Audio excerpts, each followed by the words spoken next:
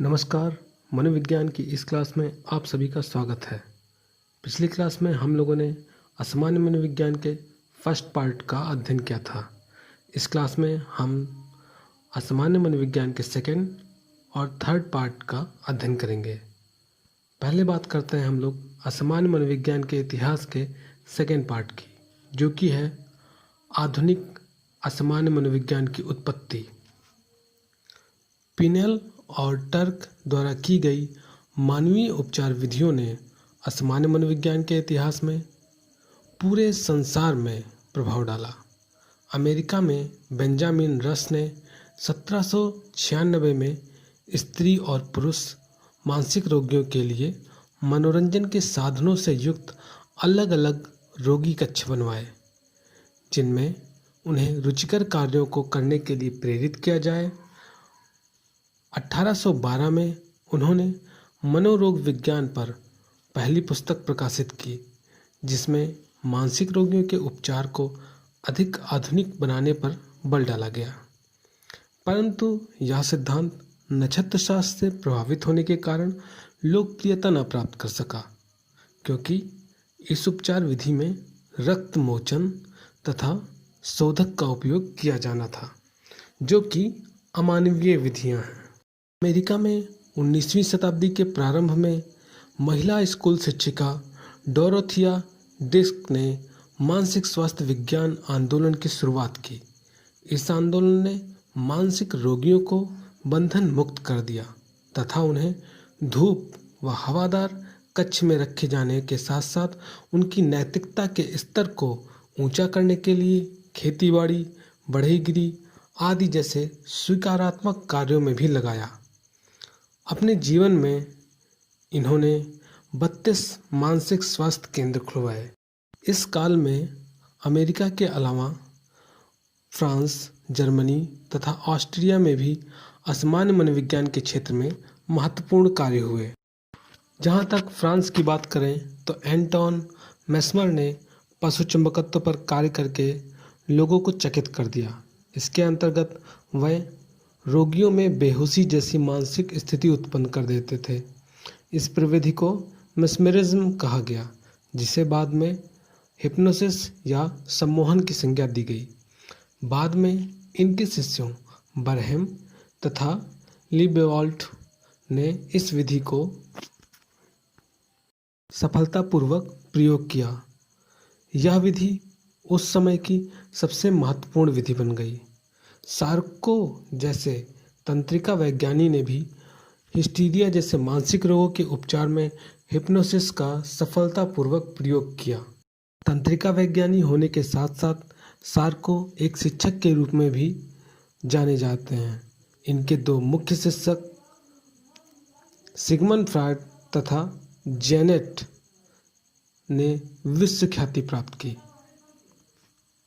इसी बीच फ्रांस में भी विल्हेल्म ग्रीसिंगर तथा एमिल क्रिपलिन ने मानसिक रोगों का एक दैहिक आधार बताया, और इसके साथ साथ इन्होंने इस बात पर भी बल दिया और इस बात पर बल डाला कि शारीरिक तथा मानसिक दोनों बीमारियों का स्वरूप करीब करीब समान होता है।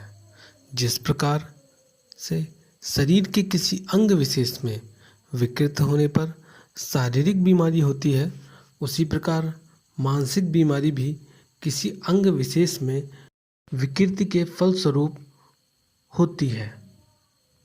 इसे असामान्यता का अव्ययी दृष्टिकोण भी कहा जाता है।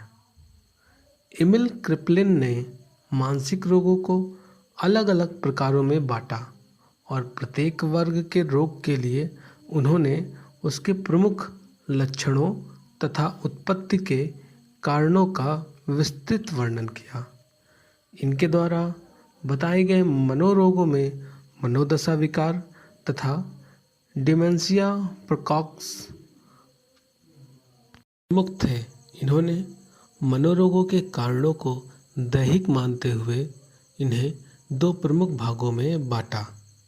इंडोजीनियस फैक्टर, जिसका संबंध वंशानुक्रम से था, तथा एक्सोजीनियस फैक्टर, जिसका संबंध मस्तिष्कीय आघात से था।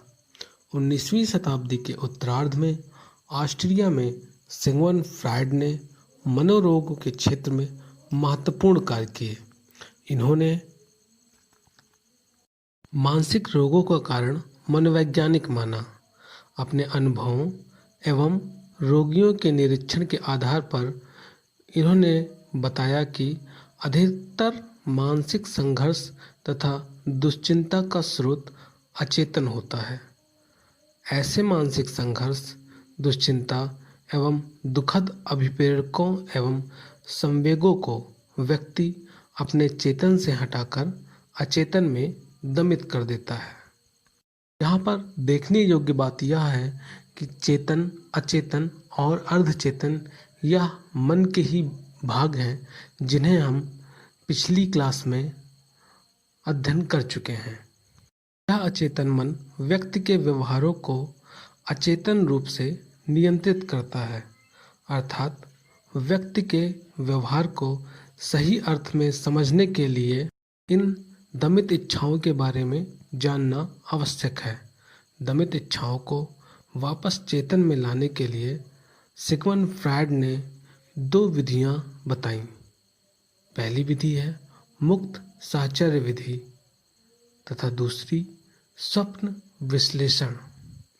इन दोनों विधियों का वर्णन इन्होंने अपनी पुस्तक द इंटरप्रिटेशन ऑफ ड्रीम में किया। इसके साथ ही इन्होंने मानसिक रोगियों की चिकित्सा हेतु मनोविश्लेषण विधि का प्रतिपादन किया।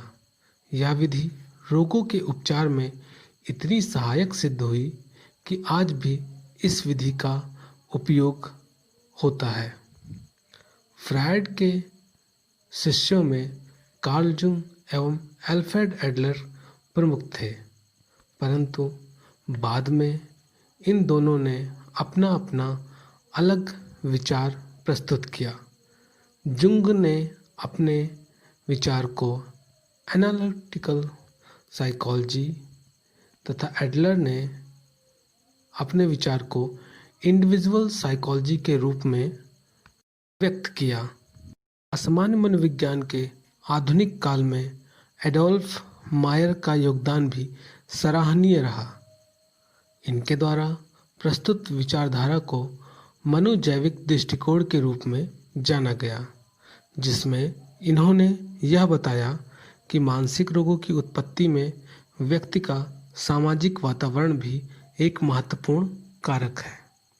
यही कारण था कि रेनिन ने बाद में इनके सिद्धांत का नाम मनोजैविक सामाजिक सिद्धांत भी रखा। मेयर का विचार था कि मानसिक रोगियों की चिकित्सा तभी संभव है जब उसके जैविक पदार्थों जैसे हार्मोन्स, विटामिन्स को संतुलित करते हुए उसके घरेलू वातावरण के पारस्परिक संबंधों को भी सुधारा जाए। अब हम बात करेंगे असामान्य मनोविज्ञान के इतिहास के तीसरे और अंतिम भाग की, जिसका नाम है आज का असामान्य मनोविज्ञान।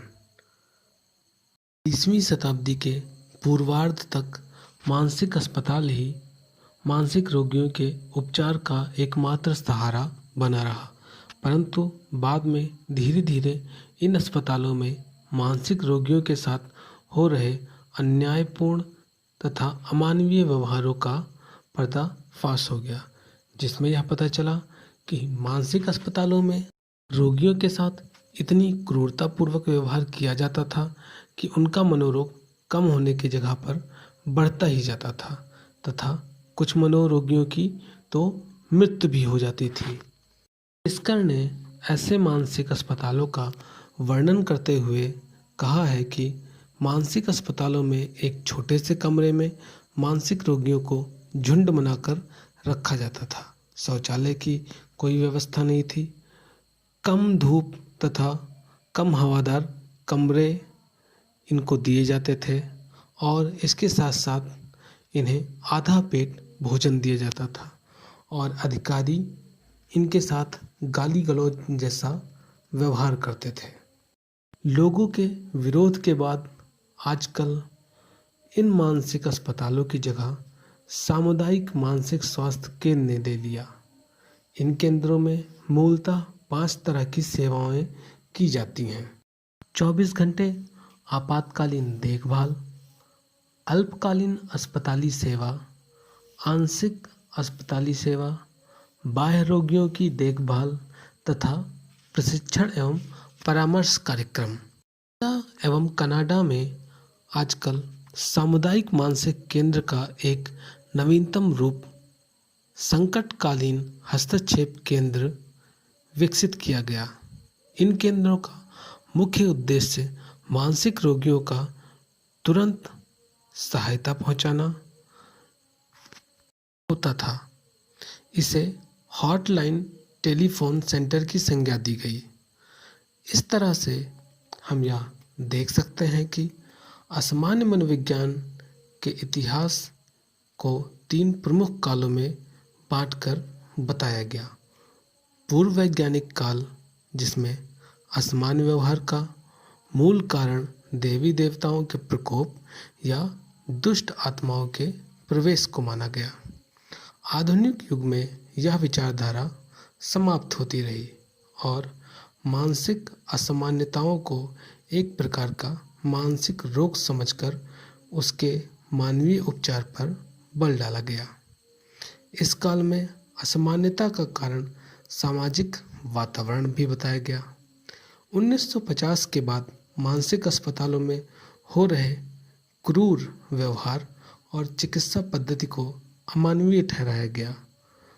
उनकी जगह भिन्न भिन्न प्रकार के सामुदायिक मानसिक स्वास्थ्य केंद्रों ने ले लिया। मानसिक रोगियों को एक नया जीवन दान मिला, जिससे उनके स्वास्थ्य लाभ में तीव्रता देखी गई। इस प्रकार असामान्य मनोविज्ञान का इतिहास यहीं समाप्त होता है। आशा करते हैं यह क्लास आपके लिए उपयोगी रही होगी। इस क्लास से संबंधित कोई प्रश्न या कोई सुझाव है तो आप हमें नीचे कमेंट कर सकते हैं। धन्यवाद।